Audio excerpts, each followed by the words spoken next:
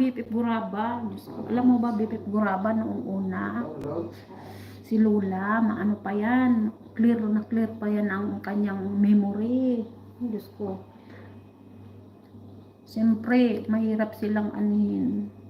Maano din homesick talaga. Grabe, hindi katulad nung ano namin ni BFF Jinky sa Saudi kasi kahit na alam mo yung toxic kami sa trabaho pero pagdating sa bahay na masaya kami.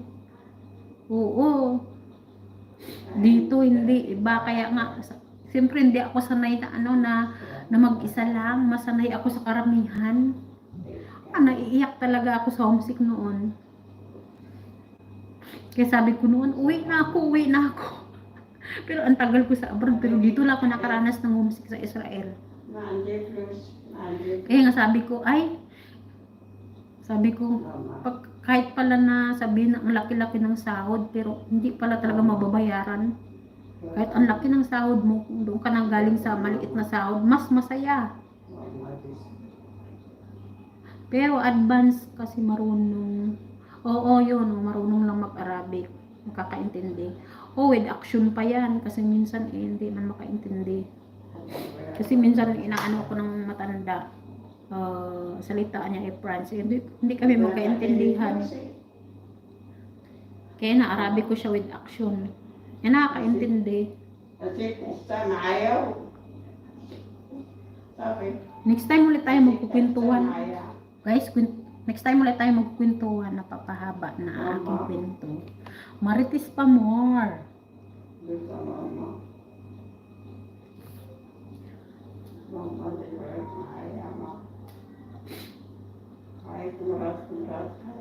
Bon appetit.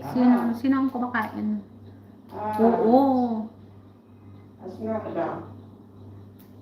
Tapos syempre yung ang isa pa ang problema dito yung sa pagkain kasi iba yung pagkain nila. Siyempre tayo mga Pilipino, gusto natin yung Filipino food.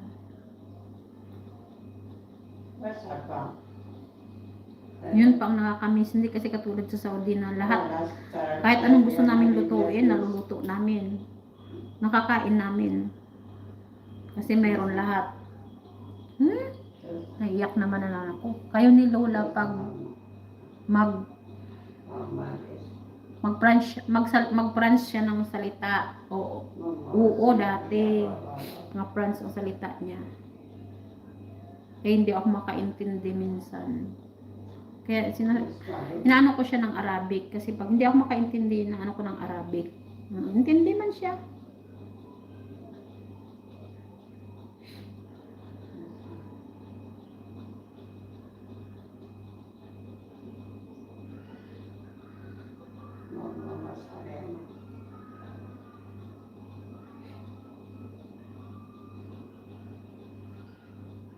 BFF Guraba, mag-end na ako. BFF Guraba, medyo humaba na. Punta na kayo doon. 7 million mega love shoutout. Punta na kayo doon kay Sir Alhaz. Doon na naman tayo magchika.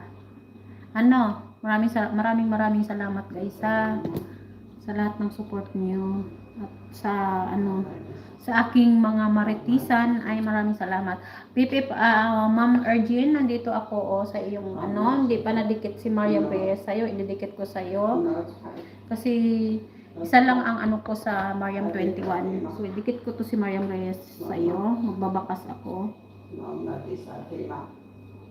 Mamaya na ako magbakas pag natapos. See you next time na lang. See you. Bukas mag-live pa ako bukas. So Friday hindi na. Sunday ulit tayo magkita. Kasi bukas mayroon pa naman akong live. Sige po. Maraming salamat o sa share na mga experience. Ingat po kayo lagi. God bless. God bless din. Maraming salamat.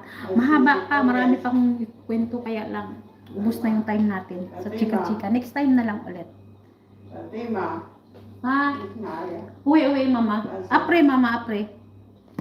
Ayan na. Sabi niya daw kung sasama daw ako sa kanya. Ibaba na kita. Ma'am Ergin. Nanghingi na yan ng merienda. Sige na, bye-bye. Ingat po kayo lagi. God bless.